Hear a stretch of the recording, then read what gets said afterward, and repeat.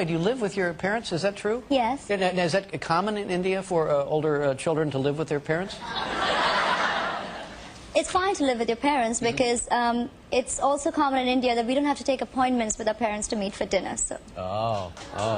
Hello everyone, welcome back to Savages. Let's talk about one of the most beautiful women of all time, Aishwarya Rai, and कैसे सलमान खान की obsession ने ऐश्वर्या का career destroy कर दिया। Aishwarya won the Miss World beauty pageant in 1994 और उसके बाद उन्होंने 1997 में एक्टिंग डेब्यूट किया था एक तमिल मूवी से जिसका नाम था इरोवर। उसी साल उन्होंने बॉलीवुड में भी डेब्यूट किया था थ्रू द मूवी और प्यार हो गया, लेकिन ये दोनों मूवीज ही फ्लॉप थी तो उनको इससे कुछ ज्यादा रिकॉग्निशन नहीं मिला। उनका फर्स्ट हिट मूवी था Jeans which was released in 1998 और ये मूवी उस टाइम का सबसे एक्सपेंसिव इंडियन मूवी था। इसके बाद भी ऐश्वर्या ने आ अब लौट चले जैसे मूवीज में काम किया, लेकिन ये सारी मूवीज ही फ्लॉप रही। और इसी दौरान सलमान खान नोटिस्ड ऐश्वर्या और उन्होंने ही संजय लीला भंसाली को हम दिल दे चुके सनम के लिए ऐश्वर्या को रिकमेंड किया। अब यहाँ ये समझना होगा कि सलमान खान तब तक ऑलरेडी एक सक्सेसफुल एक्टर थे और उस टाइम उनका एक प्लेबॉय इमेज था। He was dating Somy Ali when he met Aishwarya and after that they walked in the movie हम दिल दे चुके सनम टुगेदर और ये मूवी ऐश्वर्या के लिए उनका तब तक का सबसे सक्सेसफुल बॉलीवुड मूवी था। इस मूवी के बाद बॉलीवुड में ऐश्वर्या राय को वो ग्रैंड एंट्री मिल गया था और उनको वो रिकॉग्निशन भी मिल गया था जो उनको चाहिए था as a newcomer. During the shoot of this movie Salman and Aishwarya started dating and Salman Khan broke up with Somy Ali. Salman Khan का पहले से ही इंडस्ट्री में काफी पावर था तो वो जैसे किसी का करियर डिस्ट्रॉय भी कर सकती थी और किसी का करियर बना भी सकते थे।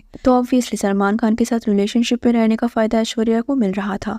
She was getting back to back movies, लेकिन ऐसा नहीं है कि सिर्फ सलमान खान की वजह से ही उनको मूवीज मिल रहा था। She was talented and very pretty, so उनको मूवीज मिलने के लिए किसी का हेल्प नहीं चाहिए था। But obviously it's better to have a connection in the industry. So during their relationship ऐश्वर्या's career was at peak. वो काफी यंग थी and people started saying she is going to be the next superstar of Bollywood. लेकिन तब सलमान के साथ उनके relationship में problems आने लगे क्योंकि Salman was already in his 30s and he was ready to get married. वो ऐश्वर्या के लिए इतना सीरियस थे कि उनसे शादी करना चाहते थे, but at the same time Aishwarya was really young and she was not ready to get married. वो अपने करियर पे फोकस करना चाहती थी। Also Salman was being abusive. उनका ऐश्वर्या को लेके ऑब्सेशन इतना एक्सट्रीम हो गया था कि जिस भी एक्टर के साथ ऐश्वर्या काम कर रही थी सलमान उनके साथ ऐश्वर्या का अफेयर होने को लेकर डाउट करते थे। और ऐसा भी होता था कि सलमान ऐश्वर्या के शूट पे जाके उनकी को स्टार के साथ लड़ाई भी करते थे। इवन शाहरुख खान के साथ भी सलमान खान का रिलेशनशिप खराब हो गया था जब शाहरुख और Aishwarya were working together. So obviously उनका रिलेशनशिप काफी टॉक्सिक हो गया था और ऐश इस रिलेशनशिप से बाहर आना चाहती थी, लेकिन सलमान उनसे ब्रेकअप करने के बाद भी उनके लाइफ में इंटरफेयर कर रहे थे। When Aishwarya started dating Vivek Oberoi Salman ने उनका करियर भी खत्म कर दिया। तो ऑब्वियसली सलमान के साथ ये टॉक्सिक रिलेशनशिप का इफेक्ट ऐश्वर्या के प्रोफेशनल लाइफ में भी हो रहा था। She was losing lot of movies because of Salman Khan. लोग ऐश्वर्या को कास्ट नहीं कर रहे थे सलमान खान के डर से and because of this Aishwarya का जो बॉलीवुड में फ्लो था ना वो बिगड़ गया।